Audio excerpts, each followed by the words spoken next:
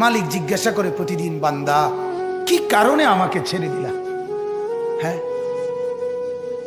রাত 12টা বাজে তুমি ঘুমায় গেলা, মা ঘুমায় গেল, বাপ ঘুমায় গেল, বিবিও ঘুমায় গেছে, পাড়া পড়শি ঘুমায় গেছে। আল্লাহ বলেন আমি তো ঘুমাই নাই বান্দা, আমিও তো ঘুমাই নাই। সারাদিনে আমিও তো জগৎটা পরিচালনা করছি, তবুও তো আমার কোনো ক্লান্তি নাই, আমি তো ঘুমাই নাই। কেন ঘুমাই নাই জানো বান্দা? রাতের 2টা বাজে যদি তোমার পেশাব করতে হয়, রাতের 3টা বাজে যদি তোমার দরজা খুলতে হয়, তখন যদি তোমাকে উঠতে হয়, আর আমি যদি ঘুমায় যাই বান্দা, তোমারে চোখ মেলে দিবে কে?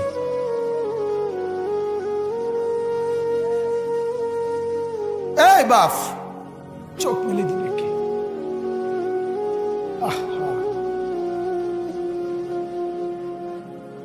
আল্লাহ আমাদেরকে মাফ করে। কোরআনুল কারীমের মধ্যে আল্লাহ তাআলা বলছে ওয়াহুয়াল্লাযী ইয়াতাওয়াফাকুম বিল-লাইল। কোরআনে আল্লাহ বলে বান্দা শোনো, প্রত্যেকটা মানুষকে রাত গভীরে যে ঘুম আমি দেই, সেটা ঘুম না, আমি ওয়াফাত দেই, আমি মূলত মৃত্যু দিয়ে দেই। আবার আমি দয়া করে একটা নির্দিষ্ট সময় পরে চূড়ান্ত মৃত্যু দেব বলে আমি আবার সেই হায়াত সকালবেলা যখন জাগতে শুরু হয় তখন আমি ফিরিয়ে দিই, ফিরিয়ে দেয় আল্লাহ।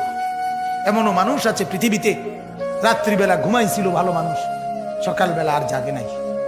আমার একজন দূরসম্পর্কীয় চাচা আছে, প্রফেসর ছিলেন, ভালো মানুষ ছিলেন, রাত্রিবেলা জলজ্জান্ত মানুষ ঘুমাইছে, সকালবেলা আর দরজা খুলে দেখছে ওই মানুষটা জীবিত ছিল না, মারা গেছে। হতে পারে না? হতে পারে কিনা বলেন না? তাইলে বছরের পর বছর, মাসের পর মাস, এই বাপ, বাহিরের কারো চিন্তা করে বাদ দেন। আপনারা যারা বসছেন, আপনাকে বলছি, আপনি কষ্ট করে বসছেন, রাতের 12টা বাজে, রাতের 12টা বাজে, এত কষ্ট করে বসছেন, বিনিময়ে একটু ভাবেন, একটু ভাবেন, অনুরোধ আমার, একটু ভাবেন। আজ মাঝে মাঝে মন চায় আল্লাহর বান্দা মুসলমানদেরকে বুকে জড়ায় ধরে কাঁদি যে বাপ কেন এত ভুল করছেন, আল্লাহকে কেন এত নারাজ করছেন? যার বিবি বেপর্দা, আপনি আল্লাহকে কত পরিমাণ নারাজ করাচ্ছেন। যার স্ত্রী, যার মেয়ে বেপর্দা, আপনি আল্লাহকে কি পরিমাণ নারাজ করছেন বলেন?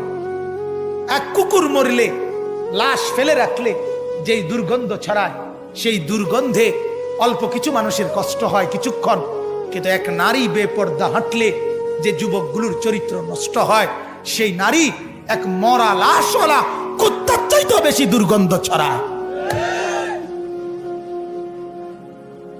কুকুরের দুর্গন্ধ এত বেশি ছড়ায় না, বেপর্দা নারীর দুর্গন্ধ যে পরিমাণ ছড়ায়। সে তো শত শত যুবক তার চরিত্র শেষ করে দিছে। এই সিনেমার নায়িকা নর্তকীরা উলঙ্গ আর ছবি আর বিবস্ত্র ছবি আর নাচ গানের এই ফুর্তি দেখিয়ে এরা হাজারো যুবকের চরিত্র গঠন করে না নষ্ট করে? কথা বলেন না কেন? এজন্য আমার শায়েখ আল্লামা মুফতি মুশতাকুন নবী সাহেব বলে, হাজারো মানুষের জীবন নষ্ট করে যে, এজন্য তার জীবনে কখনো সুখ ধরা দেয় না।